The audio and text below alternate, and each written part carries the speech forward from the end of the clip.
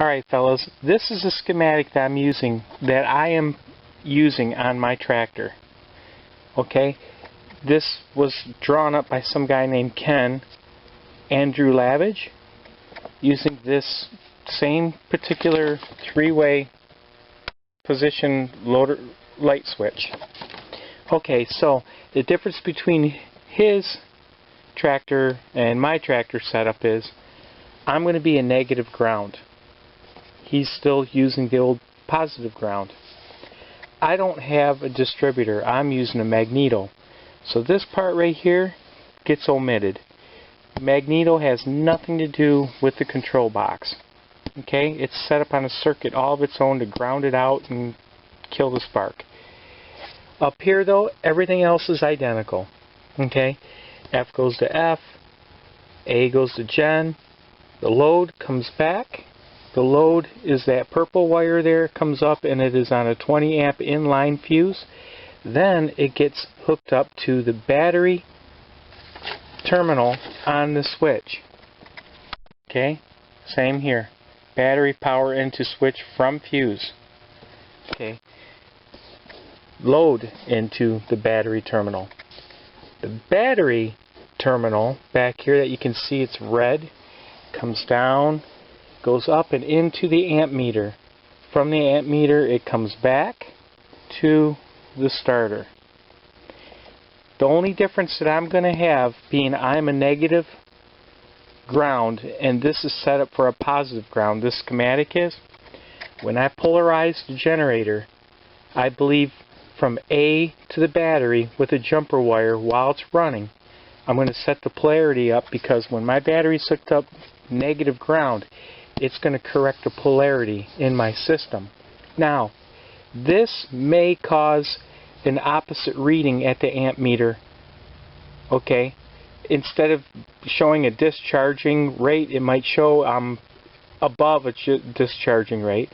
If I have a problem with where my needle is falling, I've been told all I have to do is switch these two wires around like that and the problem will be solved. So we'll get back to that, but that's what I am going off of right here.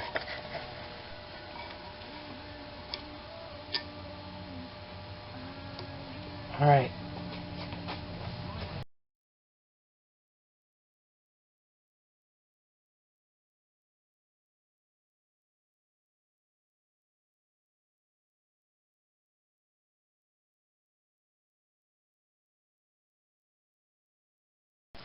Okay, so we have shown here the battery coming in to the amp meter. We have the other wire coming out of the amp meter going to the starter. We have the load wire, and I know it kind of looks, you know, damn, but this is some tight stuff. With the fused load wire going to what they consider to be the battery terminal on the switch. It's got to be protected. That is for running your lights. Okay, guys? Then we have the tail light wire, okay, and we have the headlight wire. So they're all hooked up where they need to be, and we're ready to put her in. So moving on to the next headlight, we grab our rubber piece. Okay, and what I'm finding is kind of want to pull on it a little bit. I don't know, probably if it was soaking in hot water it'd make it a little bit more, but these things are tight and they're very hard to get on. So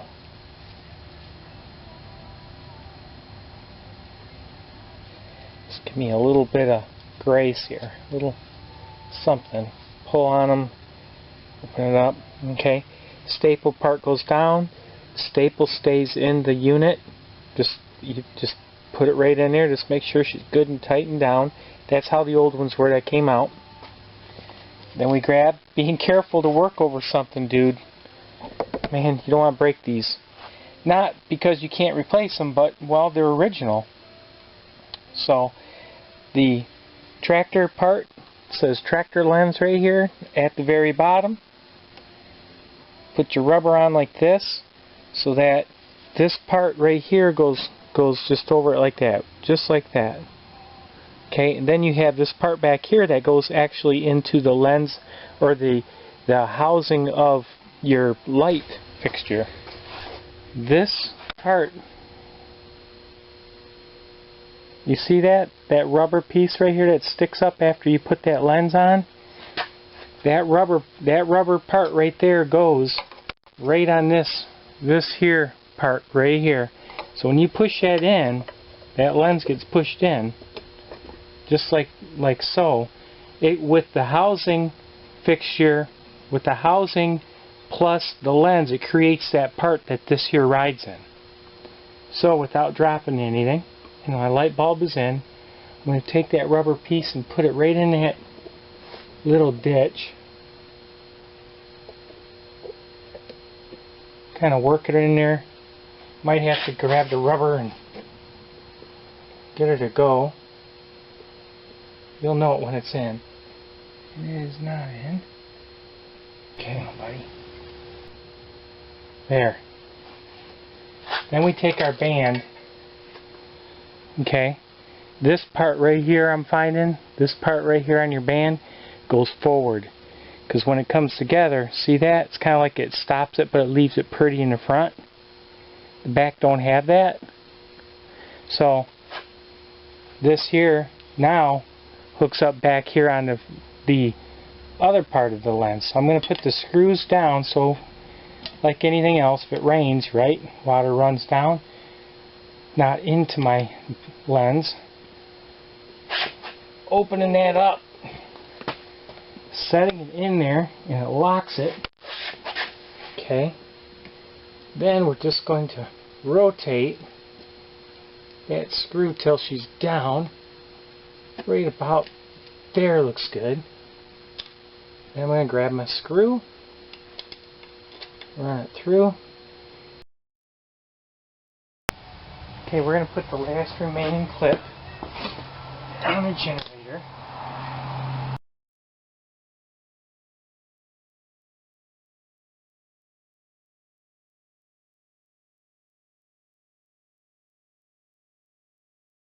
Remember, we have this clip down here. We have this clip right here.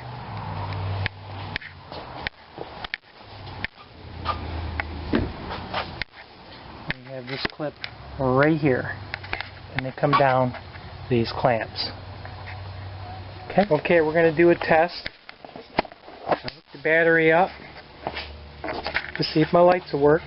Okay, this is Fincy, and this battery is junk. It's probably only got about 11 volts, but all I want to do is see if things will work. It's all I care about. So, I haven't done this yet. Let's see if I have headlights.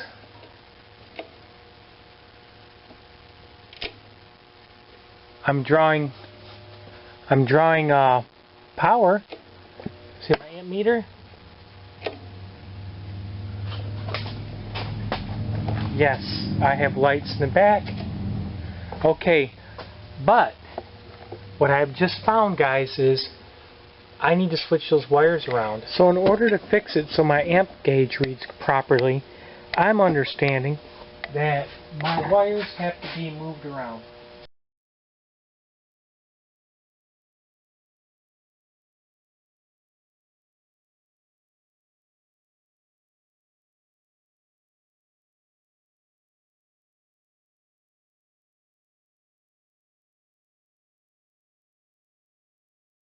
Okay, so I've rearranged the wires. Now it should go to discharge. And it does. That's proper. Dim, off. Dim. And it's funny because it's a beautiful thing. I have headlight, light, and of course I'm working with a dead battery. I have lights. Yeah. And I have an amp gauge that's telling me that I'm discharging now, which is beautiful. Okay, we got all the fasteners on the gas tank, choke lever.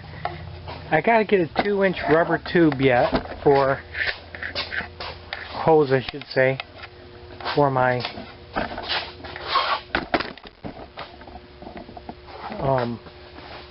air cleaner element.